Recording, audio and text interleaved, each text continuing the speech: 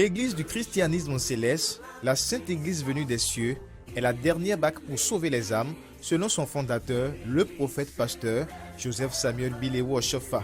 Ce dernier, consacré à l'Éternel depuis sa naissance, était en profonde séance de prière ce lundi 29 septembre 1947 à Porto Novo, quand l'Éternel s'est révélé à lui. En priant, qu'est-ce qui s'est passé?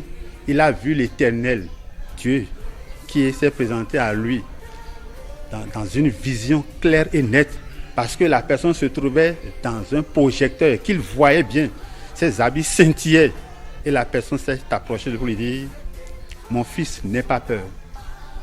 Le Dieu qui a créé le monde entier veut te missionner.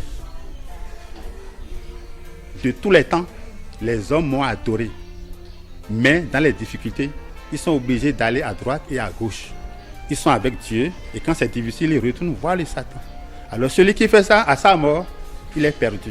Et ça me fait mal. Je t'ordonne de créer une église. Et cette église-là, les hommes n'adoreront que Dieu et Dieu seul.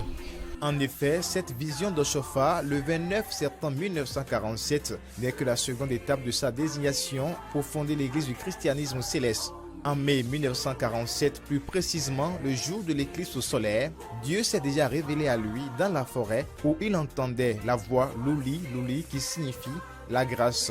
Cette grâce est finalement descendue le 29 septembre 1947 à Wantikome à Porto Novo et marque la naissance de l'église du christianisme céleste. Et c'est bien après que les rituels, les pratiques, les prescriptions et ordonnances de l'église ont été progressivement révélées par l'Esprit Saint. On lui dit: dépose une table. Il dépose la table et qu'est-ce qu'il fait? On lui dit: mets un pain blanc là-dessus. Allume-y 3 bougies, mets-y un crucifix. C'était le premier autel. Et c'est cet autel-là qui fait office aujourd'hui de Saint-Siège Porto Novo.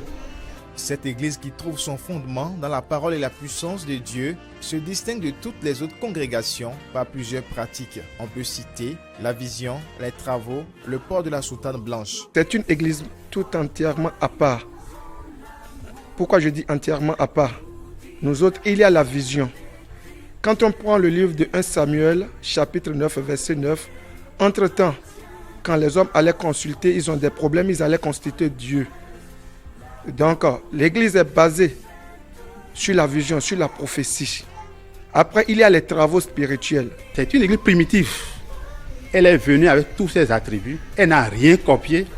Donc, ce n'est pas ce que nous voyons aujourd'hui quand quelqu'un dit il sort d'une église, il va ailleurs, il devient ceci. Non.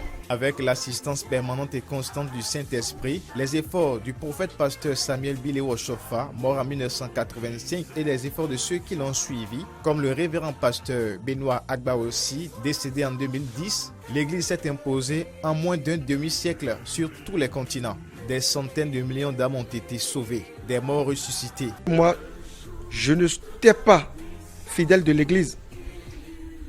J'appartenais à un club qui n'était ni religieux.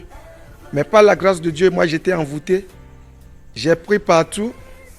Chez les charlatans, je n'ai pas trouvé gain de cause.